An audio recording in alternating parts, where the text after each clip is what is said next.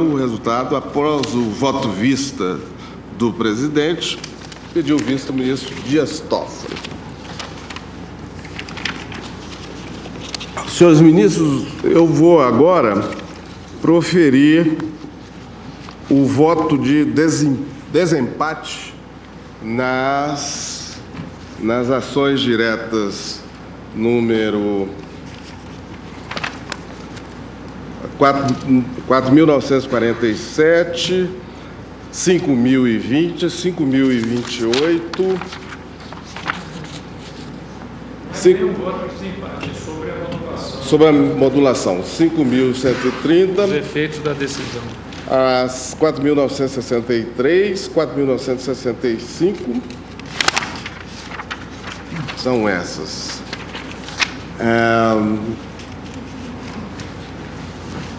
Restou apenas a modulação dos efeitos. Pelo que eu li na imprensa, 7 votos pugnaram pela modulação para permitir que a norma mantendo nas a eleições. Embora declarando a inconstitucionalidade, não mas declarando... apenas nestas eleições ou Nestas eleições. para o futuro?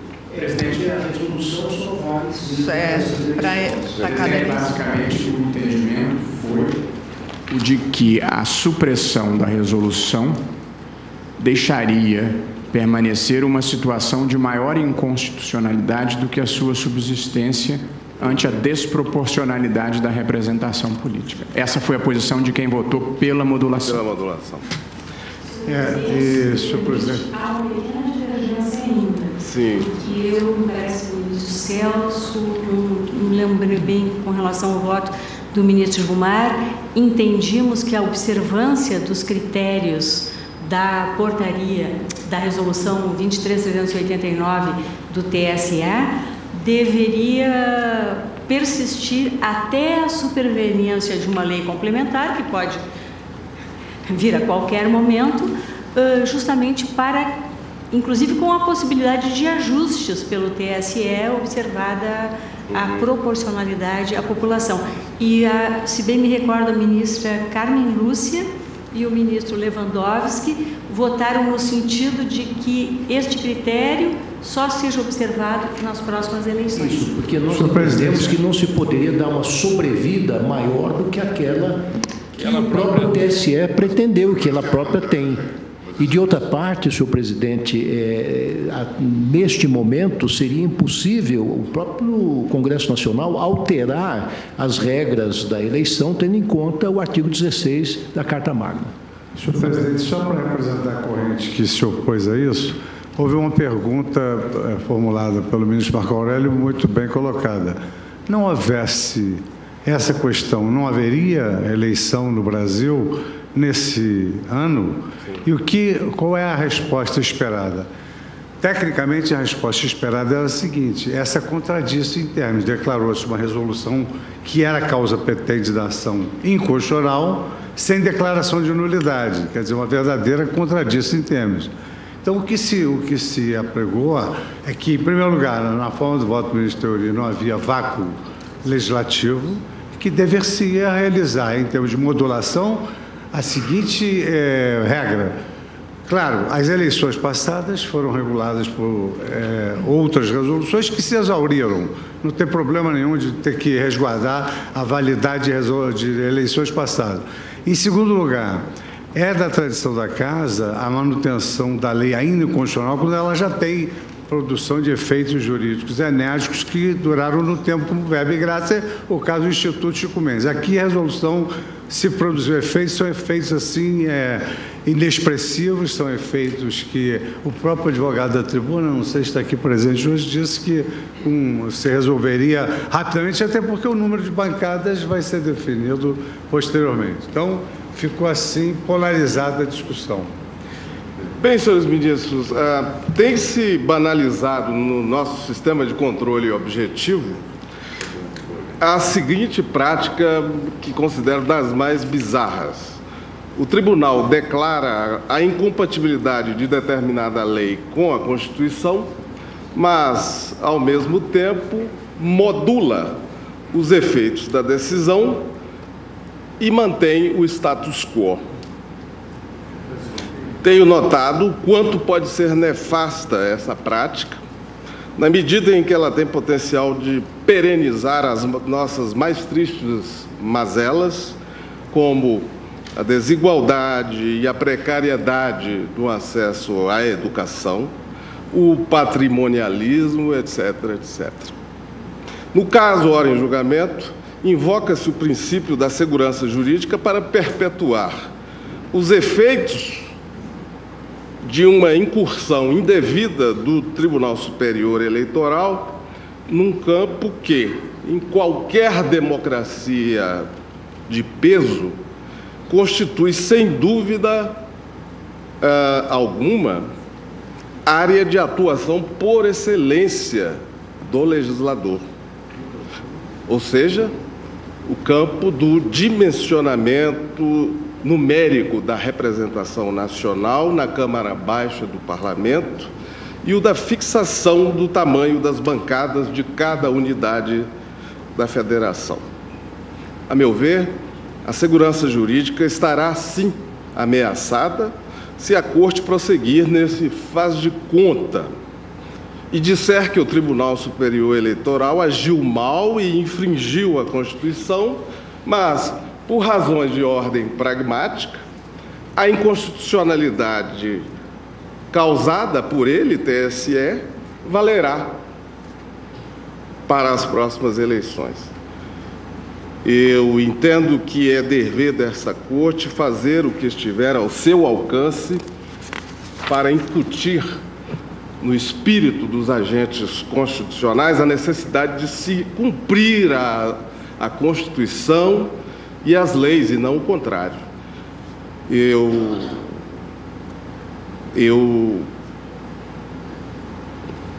Eu acho que é chegada a hora de se colocar fim a esses malabarismos interpretativos que têm se tornado moda entre nós. Por essas razões, por não verificar a presença de nenhum risco, o Brasil não continuará do jeito que está. Se essa resolução do TSE, que o tribunal já entendeu ser inconstitucional, for extirpada não teremos quadro normativo de distribuição parlamentar, então, para as eleições. Nada acontecerá no Brasil se essa resolução for suprimida. Eu indefiro a modulação e mantenho intacto o resultado da declaração de inconstitucionalidade proferida na semana passada. Pois não. Quero opor alguns reparos. Primeiro, a modulação de efeitos, ela, primeiro, não tem sido banalizada. Acredito que o tribunal tem usado com a devida moderação. Se nós fizermos um levantamento, por exemplo, de uma corte prestigiosa como da Corte Constitucional Alemã, atividade, nós vamos encontrar que metade dos julgamentos acabam tendo algum tipo de modulação. E por uma razão muito simples, é que as leis são aprovadas e passam-se anos para que se chegue a um consenso, quando a lei já foi aplicada, como aqui. De certa forma, também não foi o TSE que cometeu uma infração. A lei que autorizou o TSE a expedir uma resolução é de 1993. Portanto, é disso que nós estamos a falar. E o TSE ponderou várias vezes, já se passaram 2 censos com alteração significativa na população. Não é a primeira vez que o tribunal se depara com esse tipo de mudança. Veja que nós já tivemos isso em relação ao FPE. Porque a questão do número de vereadores, a proporcionalidade e a necessidade, portanto, de fazer essa transição entre o passado, o presente e o futuro. Até agora, nós não temos lei complementar tratando do tema, embora tenhamos um comando claro da Constituição no artigo 45. Tanto a ministra Rosa quanto o ministro Theori falaram em omissão parcial. Por quê? Porque havia incompletude, uma mais larga, outra menos ampla. O caso referido pelo ministro Fux, e é bom que isso fique bem esclarecido, dá exatamente uma dimensão do que significa a modulação de efeitos. Veja que o tribunal, naquele caso, do Instituto Chico Mendes, estava decidindo que o parágrafo 9º do artigo 62 teria aplicação, sim, que era preciso ter a comissão mista de parlamentares, de deputados e senadores, para a admissibilidade da medida provisória. E se fez, então, um levantamento, mas o ministro Fux disse, esse é um entendimento que nós temos que adotar, porque, do contrário, é fraude à Constituição. E, então, se verificou que, no caso Chico Mendes, se poderia fazer uma modulação de efeitos e declarou-se a inconstitucionalidade sem pronúncia da nulidade, para que o próprio procedimento, naquele caso, fosse revisto. Mas depois, o tribunal foi alertado de que 500 outras medidas provisórias foram convertidas sem que tivesse havido a apreciação nos termos do parágrafo 9º do artigo 62. Matérias controvertidíssimas. Outro problema que nós temos ao qual nós temos que dar atenção. Nós temos um sistema misto de controle de constitucionalidade. Um sistema concentrado e um sistema difuso. Ora, se amanhã qualquer medida provisória desta, que foi convertida em lei, for apontada como inconstitucional, qualquer juiz poderá declarar a inconstitucionalidade. Por isso nós optamos, naquele caso, por refazer o julgamento. E dizer, repronunciar o julgamento, e dizer, aqui nós estamos dizendo para o Congresso que a lei é ainda constitucional. Não façam mais leis convertendo medida provisória sem a observância do parágrafo 9º do artigo 62. E foi uma solução amiga da Constituição, porque até então o tribunal não tinha tido tempo de se debruçar sobre o tema, não tinha havido um pronunciamento sobre isso. Aqui, de novo, nós temos esse problema, porque estados estão ficando com a sua representação distorcida. Nós temos um número fixado, mas nós temos uma representação distorcida. Estados que cresceram em população 3, 4 milhões de habitantes, agora estão com a desigualdade na representação pronunciada. Por isso que o ministro Barroso enfatizou que os princípios aqui envolvidos tinham a ver com a igualdade e a proporcionalidade de que fala a Constituição. E por isso me parece que a modulação, então, no caso, se recomenda. Eu cheguei a dizer, inclusive, que talvez, tecnicamente, a melhor solução, a partir da constatação da omissão, fosse um tipo de declaração de que a lei complementar era ainda constitucional, sinalizando para o Congresso a necessidade de sua alteração. Mas eu acredito que a modulação de efeitos é um instrumento de vida e não de morte. O que nós não podemos é fazer ariquiri constitucional. Nós não podemos fazer o chamado suicídio democrático. Isso é um instrumento de vida. Por isso que me parece que ela vem sendo bem aplicada. Senhor presidente, uma questão de ordem, por favor. Pois não? O Estado do Pará está habilitado. Muito obrigado. Senhores ministros, eu quero externar a preocupação do Estado do Pará em relação a essa questão. Houve a edição pelo Estado brasileiro, o Tribunal Superior Eleitoral representa o Estado brasileiro de uma norma. Essa norma está sendo declarada inconstitucional.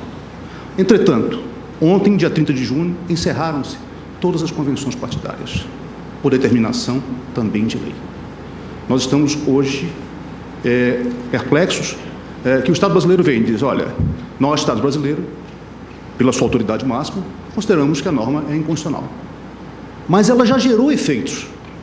As convenções foram todas realizadas em cima do número que o Tribunal Superior Eleitoral trouxe, encaminhou para cada uma das unidades federadas. federadas. Ser refeitas, ilustre advogado. Não pode, senhor presidente, porque Como o tribunal não pode? declarou inconstitucional a delegação. Esta que é a questão. O tribunal Não há encontrará norma, uma não solução. há norma. O tribunal declarou inconstitucional, está proclamada Senhor a presidente, inconstitucionalidade senhor do presidente, parágrafo Vossa Excelência me Eu permite? faço apelo como presidente do Tribunal Superior Eleitoral para que esta corte seja consequente. Na corte está sendo muito... Senhor presidente,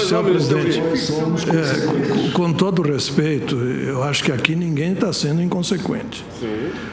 A declaração de inconstitucionalidade dessa última resolução do TSE foi feita porque o TSE inovou no plano jurídico. Ele modificou bancadas. Sim. As outras resoluções do TSE nunca foram declaradas inconstitucionais porque elas nunca inovaram no plano jurídico. Elas simplesmente mantiveram um status quo jurídico que vem desde a Constituição de antes da Constituição de 88 e que só foi modificada por força do ADCT ou por força dessa própria lei complementar que alterou de 60 para 70 o número de deputados. De modo que uma resolução do TSE ou a inexistência de uma resolução do TSE para as eleições de 2014 não vai fazer nenhuma diferença. Nenhuma diferença no plano jurídico.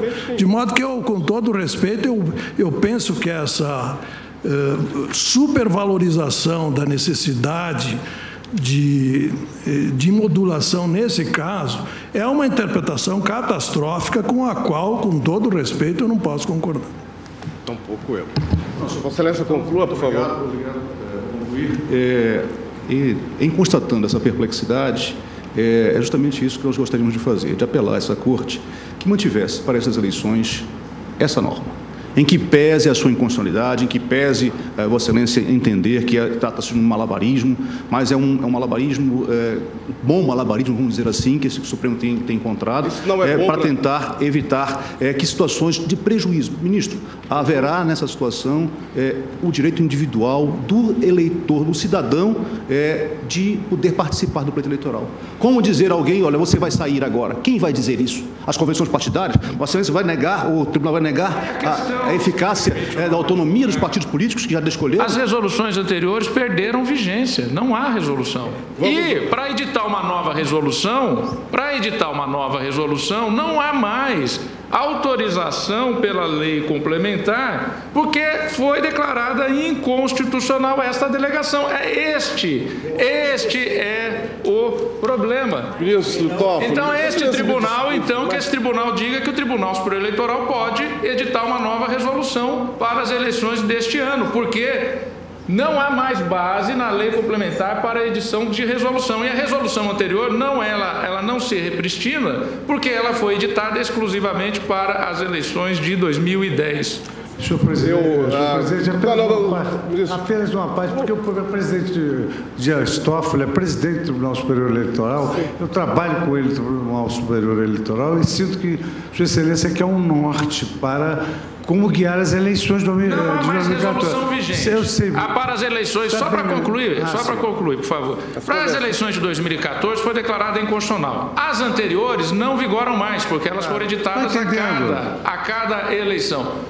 Não há como o tribunal editar resolução nenhuma, porque foi declarado inconstitucional. Mas a possibilidade do Supremo Tribunal das Convenções é dia 5 de julho. Mas a possibilidade do Supremo Tribunal Federal editar uma sentença aditiva com a E de qualquer sorte, senhores ministros, esse argumento é menor, é ínfimo diante de uma coisa muito mais grave, que é um tribunal fazer essa incursão numa área que não é a sua.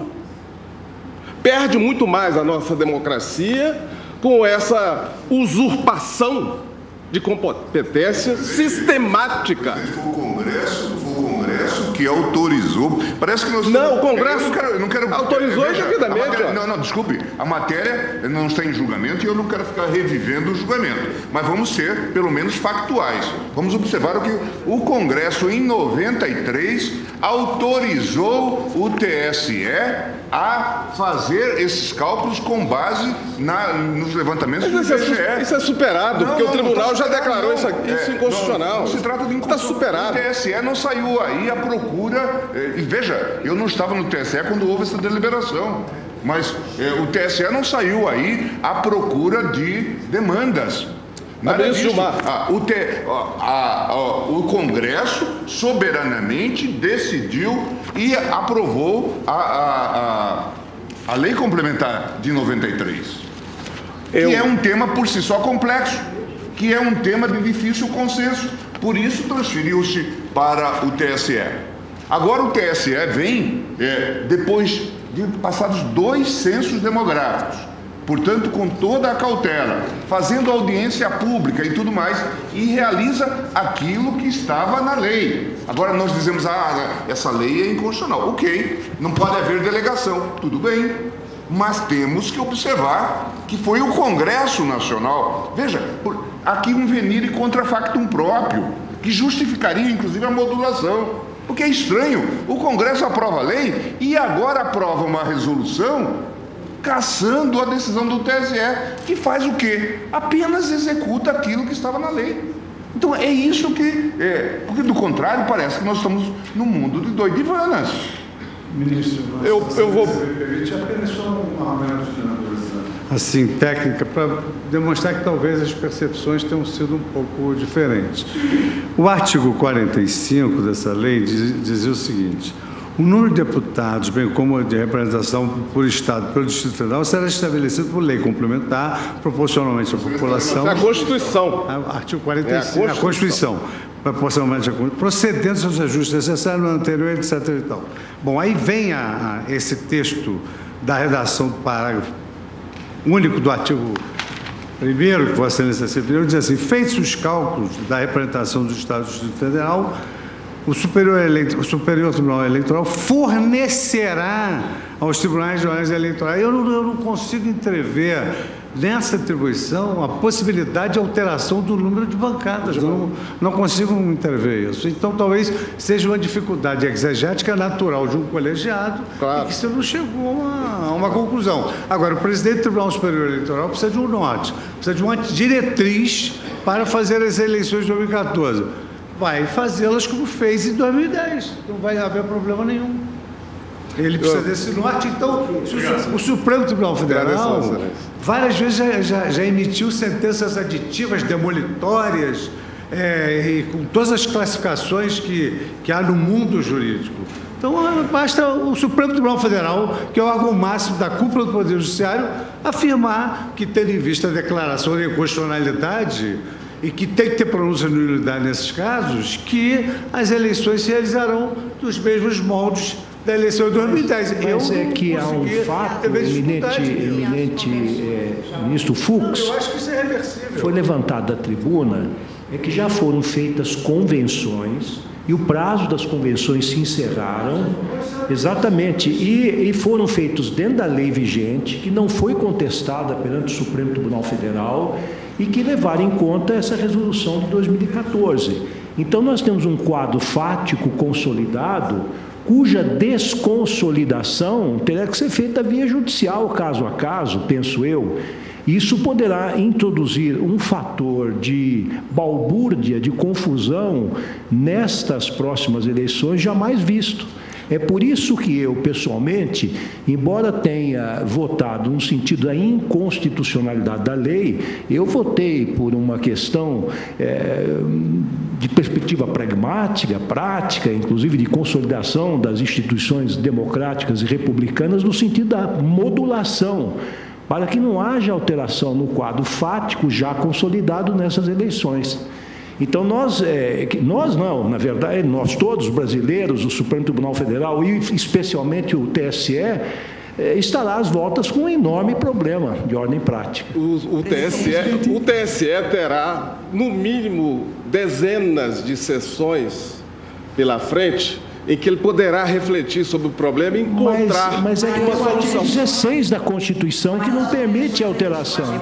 Presidente, Vossa Excelência. Uma delegação, então, Sim. o Presidente, Vossa TSE Excelência, pode ou não permite pode, minuto. então, regrar isso? Presidente, Vossa Excelência, Ministra Carmen. Presidente, eu tenho dito, e a experiência no TSE leva a isso, que a única coisa que eu já vivi até agora que tem prazo certo e definitivo é a eleição no Brasil. Quer dizer, a mulher pode estar grávida, que hoje fala assim, deita, espera mais um pouco, que o feto precisa de umas semanas. Para morrer, se ligam fios, espera-se um pouco mais. Vai se lançar um carro, a empresa resolve adiar porque não está pronto. Vai se lançar um programa de governo. Agora, eleição no Brasil tem dia e hora certa e tem dado certo. E tem dado certo porque há prazos que são fatais e estes prazos têm sido rigorosamente cumpridos. Um dos quais, e este encadeamento é inexorável para o Tribunal Superior Eleitoral atuar como atua, depende de as convenções terem ocorrido no prazo para que todo o trabalho administrativo do Tribunal Superior Eleitoral, aí incluídos serviço de informática, o trabalho com as urnas, a entrega, há um encadeamento que, se falhar um dia, dá errado a eleição, que no Brasil tem dado certo. E quem é presidente do Tribunal Superior Eleitoral, e por isso que eu digo porque vários de nós fomos aqui, é desesperador você tem uma eleição com prazo certo, não dependente de cada um de nós, mas se der errado, vai ser imputado a que a justiça não está funcionando. Esta razão também que, tal como o ministro Lewandowski, eu votei lá na sessão administrativa, como o ministro Marco Aurélio, pela inconstitucionalidade, questionei a relatora naquela ocasião, votei aqui pela inconstitucionalidade, mas, tendo tido a experiência que tive lá, sei que tudo parece neste mundo pode ser adiado até a vida e a morte, menos data de eleição no Brasil. E que não é só o 5 de outubro ou o 7 de outubro, é todo o encadeamento de atos que não depende do Tribunal Superior Eleitoral, mas que cai no colo do Tribunal Superior Eleitoral. Então, as convenções foram feitas até ontem, tomando-se como base aquela norma que não tinha sido ainda retirada do mundo jurídico, fixando este número. E nessas convenções são fixadas rigorosamente esse número que é calculado. Esta razão, e apenas estou justificando, justificando mais uma vez o meu voto. Com isso, o direito fica a reboque. Claro. Não, ministro, o ministro Seabra Fagundes é o fato dá um consumado exemplo, no Brasil. Para mim ele tem valia, mas se estiver harmônico com a Constituição Federal, não estando, precisamos avançar culturalmente. Então, ministro, eu dou um exemplo a Vossa Excelência que está no livro do Seabra Fagundes sobre o controle judicial do ato administrativo. Ele diz: o funcionário de fato praticou um ato que é rigorosamente não apenas inválido juridicamente, mas até inexistente. Entretanto, o direito brasileiro acolhe que a consequência e a validade deste ato se mantém, aquela certidão se mantém, porque o desfazimento é mais gravoso. O direito existe para que as pessoas tenham chance de viver harmonicamente e com segurança. O desfazimento, diz o Seabra, e isso é adotado por todos nós. Quantos julgados aqui eu fiquei vencido em matéria de direito administrativo porque eu dizia: essa pessoa foi levada a este cargo sem concurso público, está lá há 10 anos, mas desde o início sabia que não podia fazer. E eu fui vencida. Várias vezes eu fui vencida, exatamente dizendo que, olha, considerando que isso já aconteceu, que ele já está lá, que a vida dele já foi tocada. Isso para uma pessoa que dirá algo que diz respeito a 143 milhões de eleitores. Eu sou apenas justificando. Pois não. Essas são questões menores diante da gravidade. Por isso mesmo que eu estou dizendo. Gravidade, se numa dessa menor, da falta cometida pelo TSE, nós consideramos, e que dirá uma que vai mudar a vida do Brasil, das eleições. Eu concedo a palavra para o ilustre advogado. Vamos procurar. Senhor presidente, eu vou proclamar, mas antes vou ouvir o advogado. Ministro Marco Aurélio, vou restabelecer o equilíbrio. Igreja do Tribunal, o Estado da Paraíba, e falo pela Assembleia do Estado da Paraíba, meu nome é Irapuã Sobral, imagino que falo também pelo Piauí, fez as convenções até ontem, considerando o número vigente anterior à resolução do TSE, porque esta Corte, em uma primeira assentada, declarou a inconstitucionalidade. Primeiro caso, a Paraíba vai apresentar o mesmo número de deputados federais e estaduais que tem hoje, independente da resolução do TSE, porque porque o Supremo Tribunal Federal decretou a inconstitucionalidade da resolução do TSE. Primeiro aspecto. E no que concerne a uma alteração para mais ou para menos, as comissões executivas têm esse direito e esse poder por norma de regência própria da lei eleitoral. Como pode fazê-lo o TSE, senhor presidente? Pessoal, muito obrigado. Agradeço a Vossa Excelência, proclamo o resultado. O Estado de qualquer forma não faz convenção, quem faz convenção não é o partido político. Ele quis dizer partido,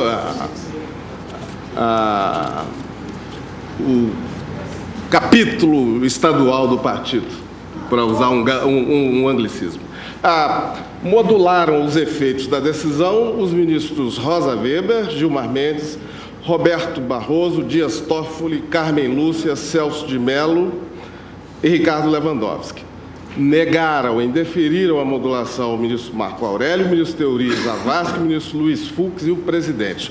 Portanto, foi indeferido o pedido de modulação.